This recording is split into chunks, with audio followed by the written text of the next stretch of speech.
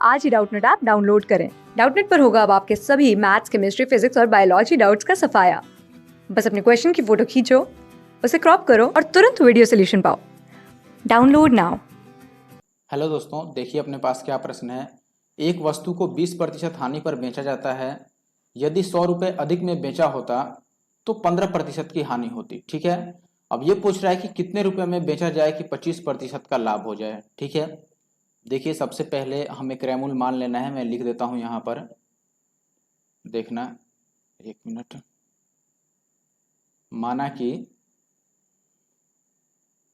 क्रयमूल्य कितना है, क्रयमूल्य को मैं मान रहा हूं 100%। ठीक है, अब देखो यदि क्रयमूल्य 100% है तो एक बार तो 20% की हानि पर बेचा, एक बार 15% की हानि पर बेचा और अंतिम में उसे 25% का लाभ चाहिए। तो मैं तीनों लिख रहा हूं कि 3 बार विक्रय मूल्य का जिक्र किया गया है।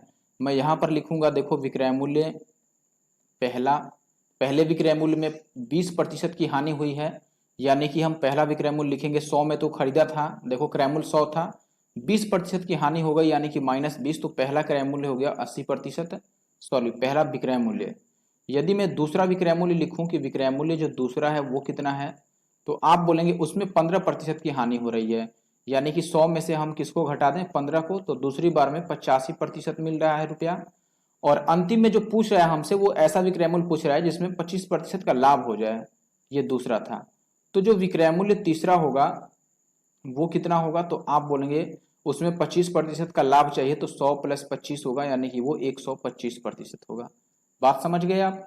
अब देखिए यहां से हमें ये कह रहा है कि जब पहली बार 20% की हानि पर बेचा और यदि मैं 100 रुपए अधिक में बेचूं तो 15% का लाभ हो जाएगा, यानी कि पहला विक्रय मूल्य और दूसरा विक्रय मूल्य में जो अंतर है वो 100 रुपए का अंतर है। ठीक है, जो दूसरा विक्रय मूल्य है जिसमें 15% की हानि हुई थी वो पहले वाले से कितना ज्यादा है, 100 ज्यादा है, क्योंकि 100 रुपए ज्यादा में बेचने से ये क्रिया होती है।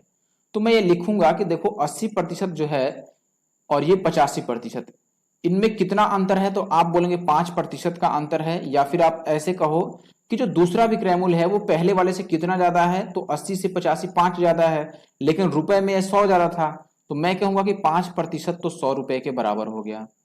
हमसे पूछ रहा है कि 25% पर लाभ कमाने के लिए विक्रय मूल्य कितना चाहिए, तो हमने ये निकाल रखा है कि जब 25% का लाभ होगा तो विक्रय मूल्य 125 का होगा।